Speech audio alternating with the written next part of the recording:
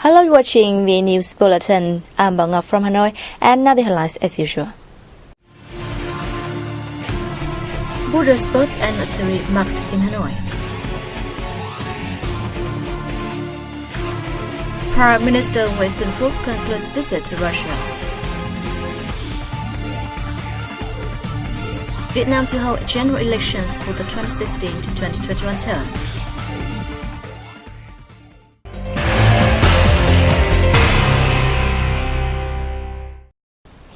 On May 21st, on the 50th day of the 4th lunar month, the Vietnam Buddhist Sangha hosted a solemn ceremony to celebrate the 25th 60th birth anniversary of Buddha.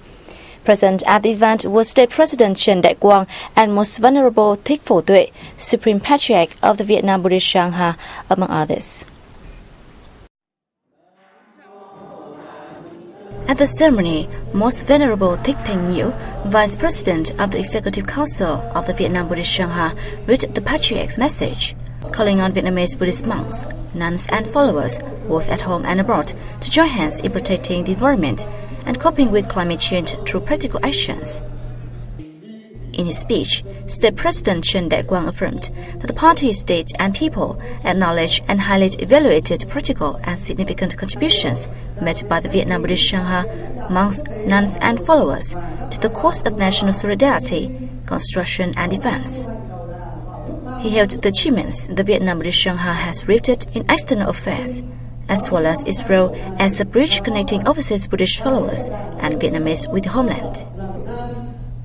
The state leader expressed his hope that the Sangha will continue encouraging Buddhist followers to unite with people from all walks of life in safeguarding Vietnam's national sovereignty and territorial integrity, as well as successfully implementing the course of national reform, industrialization, modernization, and international integration.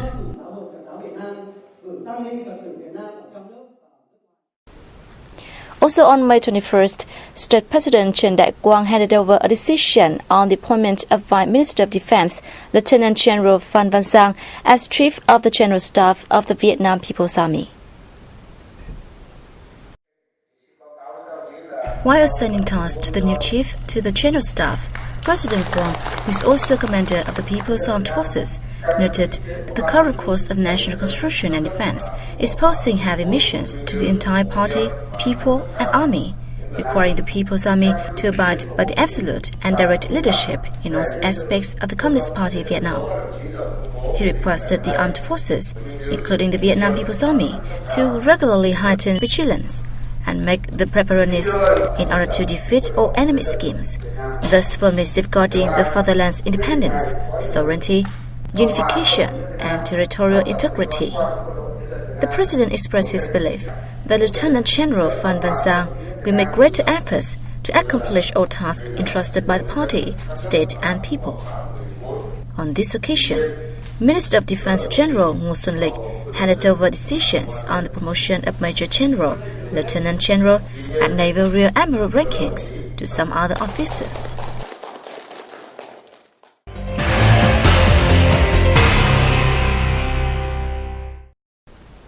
Prime Minister Nguyễn Xuân Phúc arrived in Hanoi on May 21st, successfully concluding his official visit to Russia, where also attended the commemorative summit in celebration of the 20th anniversary of ASEAN-Russia Dialogue Partnership. This was the first overseas trip by Prime Minister Nguyễn Xuân Phúc in his capacity as head of the government. Earlier, at the commemorative summit in Sochi, ASEAN and Russian leaders discussed regional and global issues, reviewed their bilateral dialogue partnership over the past 20 years, and set out major orientations together with specific measures to lift the relationship to a high level. Both sides spoke highly of positive achievements and the implementation of the ASEAN-Russia Joint Statement on Comprehensive and Progressive Partnership and the Comprehensive Action Plan for the 2005 to 2015. The leaders held that there remains room for further growth, and both sides should exert great efforts to deepen cooperative ties and bring the most practical benefits to their priority fields. They shared the concerns about and agreed upon the importance and common interests of ensuring security, safety, and freedom of navigation and aviation in the EC. The leaders also underlined ASEAN's principal stance that disputes should be solved by peaceful measures in line with international law, including the 1982 United Nations Convention on the Law of the Sea, without the use of or threat to use force. They urged self-restraint and no acts to further complicate the situation, as well as the full and effective compliance with the Declaration on the Conduct of Parties in EC, and the early finalization of a Code of Conduct in EC. In his speech, Prime Minister Phuc proposed ASEAN and Russia pay attention to reinforcing political security cooperation, especially in marine security and tourism, and transnational crime prevention. The two sides need to optimize their respective potentials and advantages to foster a partnership in economics, trade and investment, energy and tourism, as well as cultural social cooperation. With regard to the EC issue, Prime Minister Phuc noted that Vietnam and other ASEAN countries consider peace and security in EC critically important to peace and security in the region and the world. Hence, it is necessary to guarantee security, safety, and freedom of navigation and aviation, not to use or threaten to use force, and not to conduct militarization in order to avoid complicating the situation. On the sidelines of the ASEAN-Russia Commemorative Summit in Sochi, Russia, Prime Minister Nguyen Xuan Phuc met with his Singaporean and Malaysian counterparts. More details in the following report. At the meeting with Singaporean Prime Minister Lee Hsien Loong, the two leaders expressed their delight at the developments of the two countries' strategic partnership. While delegation exchanges have been maintained at all levels, bilateral cooperation mechanisms have greatly helped promote bilateral relations. Two-way trade rose by 10% to $16 billion in 2015. Singapore remains a leading investor in Vietnam with total capital of $36.5 billion. Meanwhile, Singapore's industrial parks in Vietnam have operated more and more effectively. At the meeting with Malaysian Prime Minister Nazif Sarak, both sides agreed to expeditiously finalize and sign agreements on judicial assistance, transfer of convicts, extradition, services, aviation, and education. Vietnam and Malaysia will enhance investment and trade partnerships, along with marine cooperation such as sharing information about and experience in piracy prevention and search and rescue. We will also continue to consider receiving Vietnamese workers in Malaysia.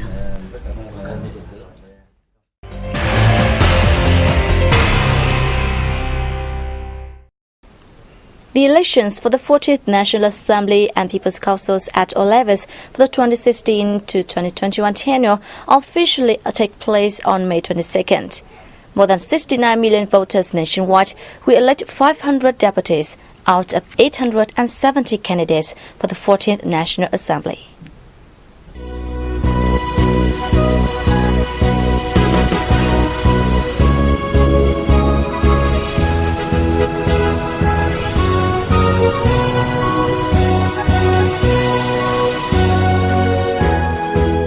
"63 provincial election committees, 712 district election committees, and 11,162 communal election committees have been formed.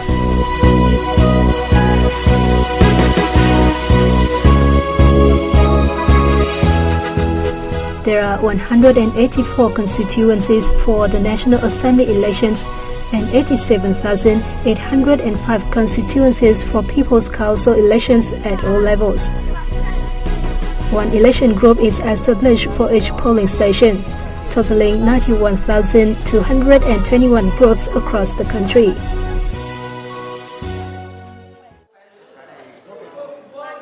Early elections have been conducted in several border, island, and remote areas.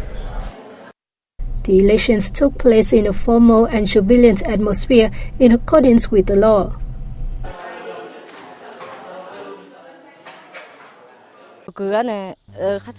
Local people are happy to participate in the early election.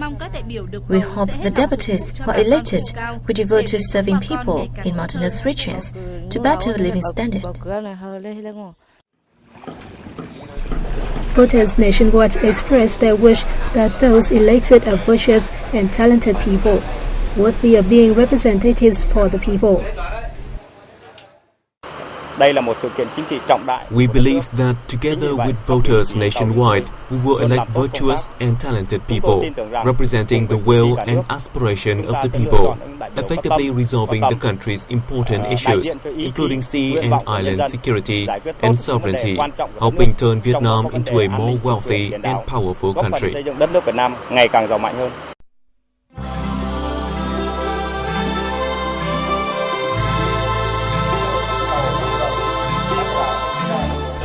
The results of the election of deputies to the 14th National Assembly will be announced within 20 days after Election Day.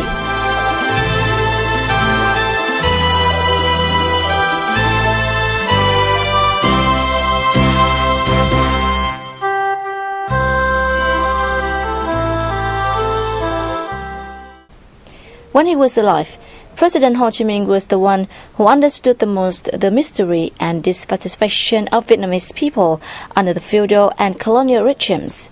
He decided to leave the country to seek a way for national salvation and establish a democracy in which the power belongs to the people, and the people are actually the masters of the country. It is the system of powerful agencies elected by the people and for the people. President Ho Chi Minh's philosophy for the sake of the people and caring for the people was concretized into revolutionary scientific methods to ensure that the power and forces originate from the people. The power is conducted via elections. The philosophy for the sake of the people through election is a foundation to seek happiness for the people and seen as a sound revolutionary momentum. The sustainable existence of the election results and the sustainability of the democracy are based on preserving and developing that philosophy. Uncle Ho said we should elect those who are dedicated to protecting the country's independence and the people's interests. Those who are elected should also spare no efforts to serve the country and the people. Since the first general election, voters have elected deputies to the National Assembly for 13 terms. Each term shows the development of the people's representative body and acts as an important premise for the next term to perform their task better for the country's development. National Assembly deputies' action plans should be made based on the people's interests. The deputies should keep their promises and try the best to deliver them.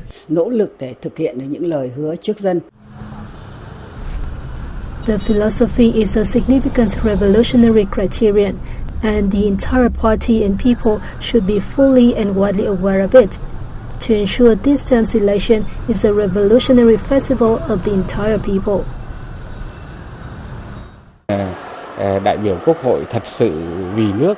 Voters cast their ballot for NA deputies who are willing to spare no effort for the sake of the nation and the people.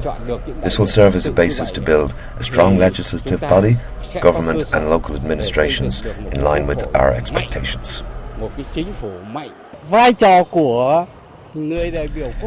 NA deputies represent their constituents and on behalf of them to implement the country's important tasks assigned by the voters. Voters should consider carefully to elect the right deputies to serve the country's development process. We are trying for the goal of a wealthy people, a strong country, and a democratic, equal, and civilized society. People nationwide are looking forward to the general election to elect the most appropriate deputies to the 14th National Assembly.